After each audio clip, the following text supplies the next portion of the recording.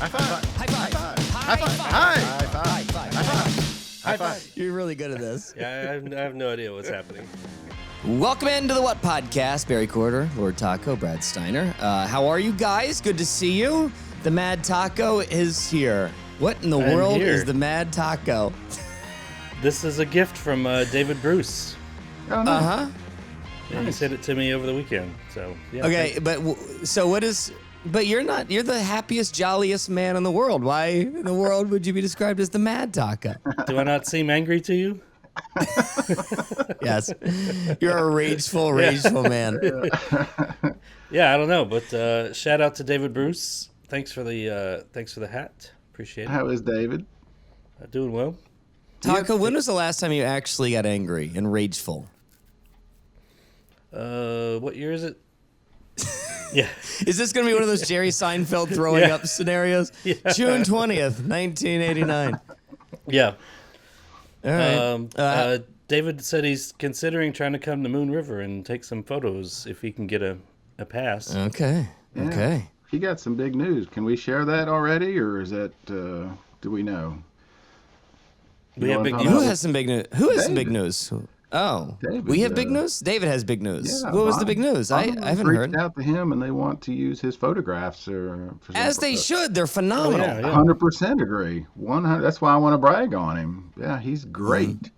Yeah. And he's a classic Bonnaroo story.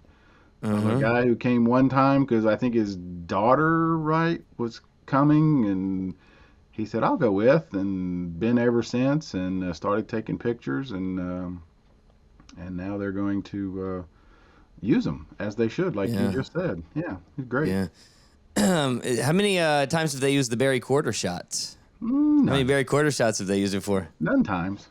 But None times. None times. I have mine. I like them. Yeah, you've got some good ones too. Yep. Been in the paper. Been on. Yeah. All my screenshots my screensavers are all from Bonnaroo. So I mean, nothing like what that's where- David takes. That's where Michelangelo said the same thing. I put all my good work on my phone. And, never made a dime. Did you do this upside down too? Did you put your screensaver on upside down just like he did? Yeah. All right, so big high five episode today. Explain how we're gonna go back in time and talk to first aid kits. Yeah. This was. I didn't realize this was our first year, 2018. If you remember, when I was listening back, it was kind of a surprise. We'd been trying to get them on the show, and it was the week before we were to leave, I guess. And I guess management said, "Hey, let's do it." And they were so great and jumped on, and we talked about, they had just done the show with Patti Smith, which was amazing. The song is so good. But we talked to them about, how it is a couple of sisters in Sweden have such a Nashville country sound. And that's what this clip is about. And it's pretty funny. They were great. They were really, really cool. I love the first aid kit. I really liked it. Right about the time we interviewed them is about where I found them, or when I found them, and that album just knocked me off of my feet. How good that was back. It was 2018, huh? It feels like it was yesterday. Yeah, that was season 1. We were all just babies back then. I actually hesitated to go. I don't know. That's up to you, Taco. Was it a baby? I don't know. Yeah. 2018. Yeah, we were young. That's a baby. Okay. Well, the show was a baby. I had hesitated to go back because I thought it was too recent, and then lo and behold, it was first year, so it's really good. The other thing too that came through this week, and look, I know we kind of say this every year, but the Plazas look fantastic, really well thought out. I was overly impressed with bringing the heat. As the Ruhams would say, it seems lit. Exactly. The vibes are high. The vibes are high. It's lit. Yeah. I can't keep up with all that. I know, I can't either. I make fun So of Parker fun. all the time. He'll send nonsensical like collections of letters to me, and I'm like, what does any of this millennial speak mean? I have to look it up. Mid bra, it's mid bra. What are you talking about? But I yeah, promise you, every time I listen to one of their shows, I have to go to Google and like, I don't even know what that means. yeah, there's some sort of, they have their own urban dictionary at some point because I have no idea half the things you're saying. All right, so tell me about the Plazas. Run through what we've seen so far and your first impressions. First impressions are when we had Corey and Brad Parker on from C3 a while ago. They emphasized that they wanted to re-emphasize the plazas, which I mean I never felt like it got away from, but they just thought there was a way to do it better, and they had come up with sort of the space theme, and you see that all the way through this. So they were always had cool stuff, but now they seem a little more lanes, as we always talk about. I will say the one thing that I noticed was that we lost Snake and Jake's, and it feels as though the Superfly / New Orleans connection in Bonnaroo is damn near gone. Yep. And it makes me feel bad because I'm so tied to New Orleans, but that festival, if not for Superfly in New Orleans, I'll never forget one of my favorite moments in all of my Bonnaroo is leaving the Alabama Shake Show and following a second line through Cinnaru with with Prez Hall. It wasn't Prez Hall, but it was like a New Orleans Rebirth brass band. It was Rebirth brass band going through a second line, and that was so New Orleans. And the fact that we lost Snake and Jake's, and then my buddy Shaggy, who does crawfish from Crawfish King, he does the crawfish boil backstage every year, every night for media and guests, and he's not coming back. They didn't invite him back. I just feel like the soul that was there, that was born out of New Orleans, is just all gone. Well, that bums one me of out. my favorite moments I'll never be able to recreate was seeing Elvis Costello with Alan Toussaint, which a New Orleans legend. I mean, You Elvis know? Costello loves. By the way, did I tell you my Elvis Costello story? I don't know. I don't think so. Right before Mardi Gras, the day before I left for Mardi Gras, I met and hugged Elvis Costello. Oh man, good for you. I cried like a baby. Wow, good So for you. he was doing this run at a very, very small theater for only like 500 people. He was doing a run of 100 songs in 10 nights. So he would do 10 different songs from his catalog each night, and then the rest of it was just sort of things that he felt like fit the moment on the fly.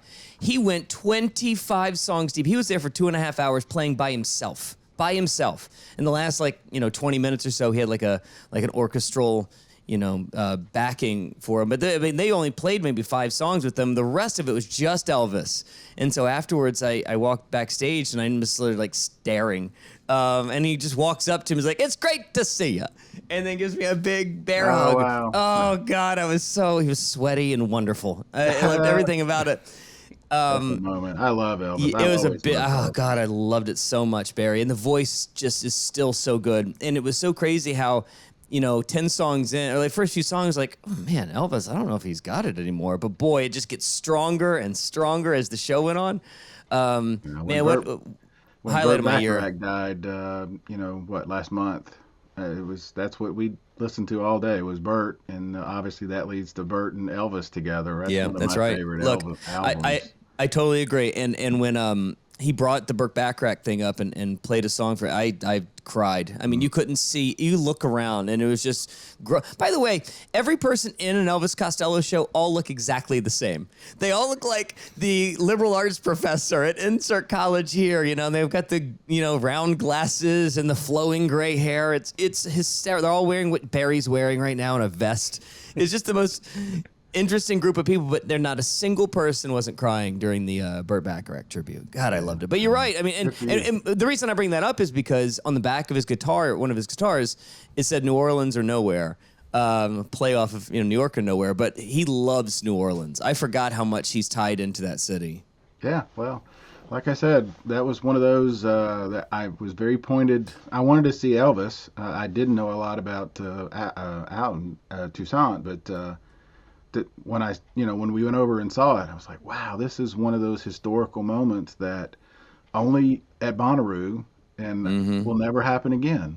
And yeah, that's one of those when people ask what your favorite shows and what have you seen. I mean, that's one of those moments you can't really describe to somebody unless you get it. Like you get it, you get the whole history of it. But yeah, you're right. Your point is well taken.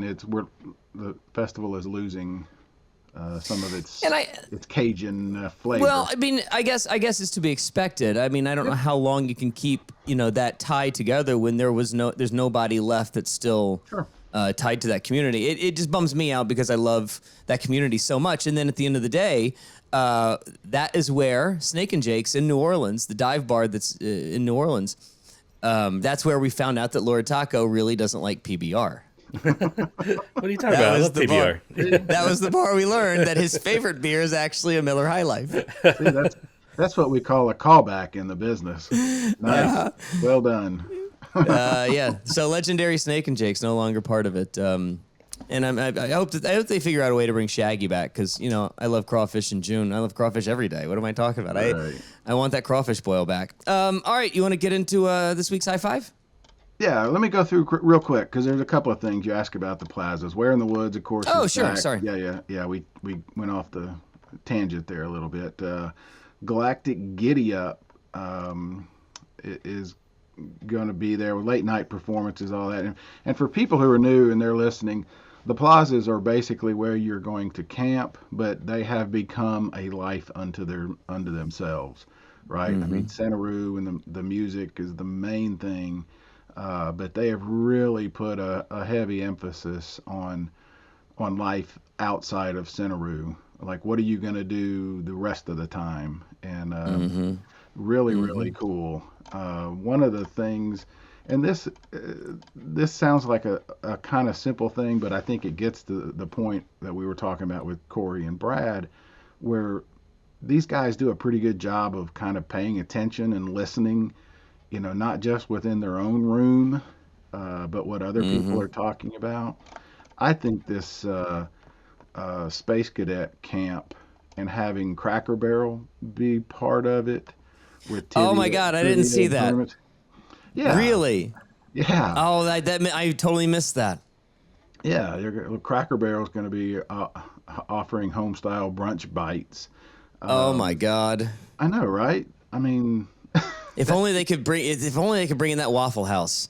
Yep, I mean, I've been to that Waffle House so many times. If only they could figure out a way to get the Waffle House truck in there. On one end of camp, you've got Cracker Barrel. On the other end, you've got Waffle House. That would be perfect. I know. Oh my God, that would be perfect. They do have a food truck. Waffle House does. So it they could do. happen. Oh, that's I know they have it. Okay, I thought you meant they have it at Bonnaroo. I've never seen it.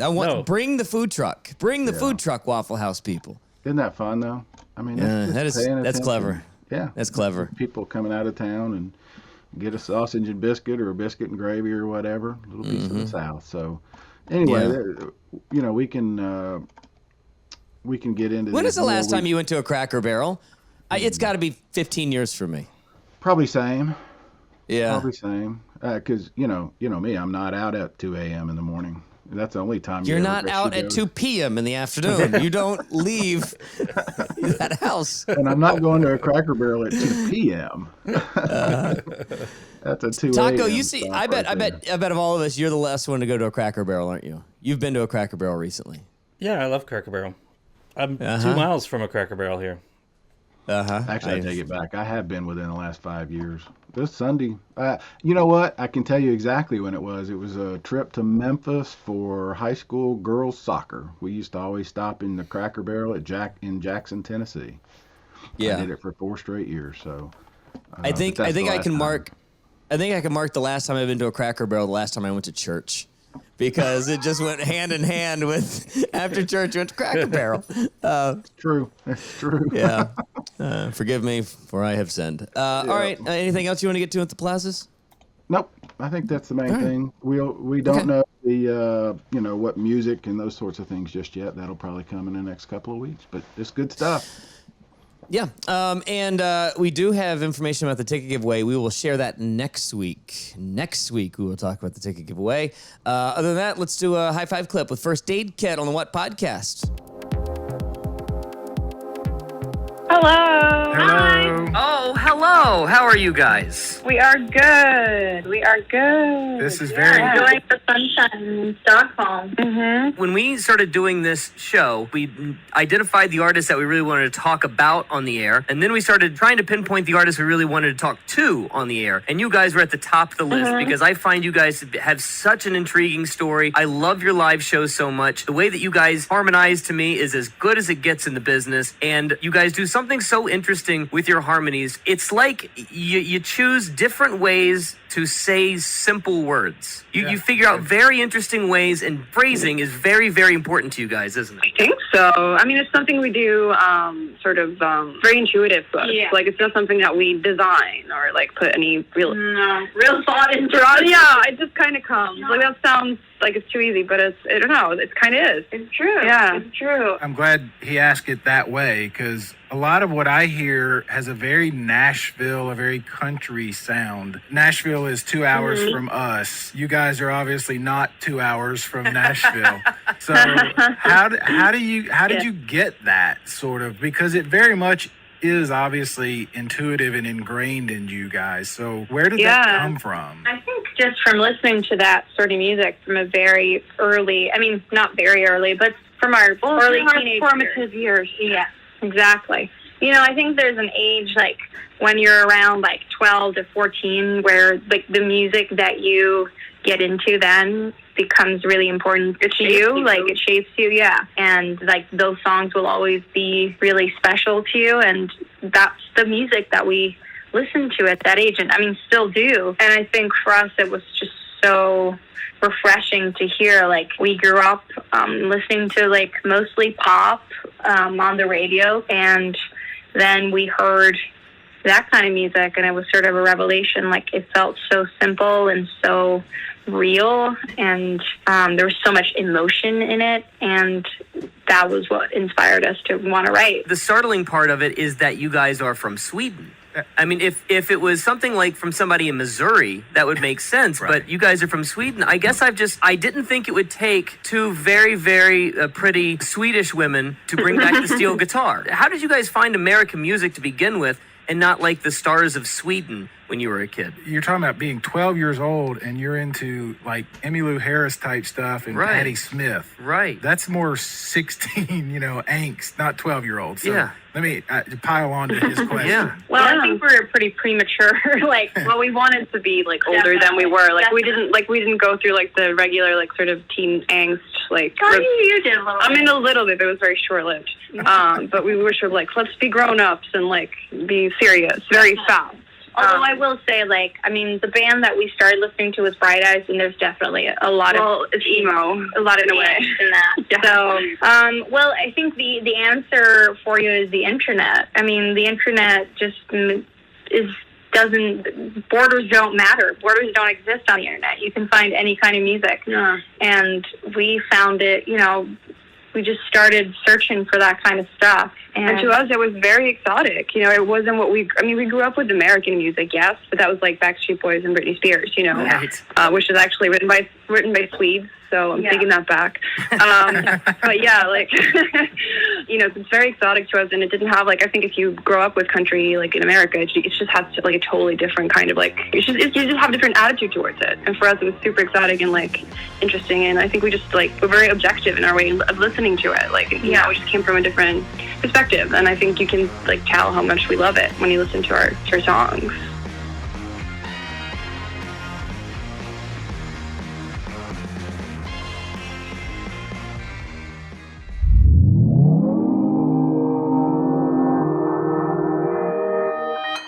Consequence Podcast Network.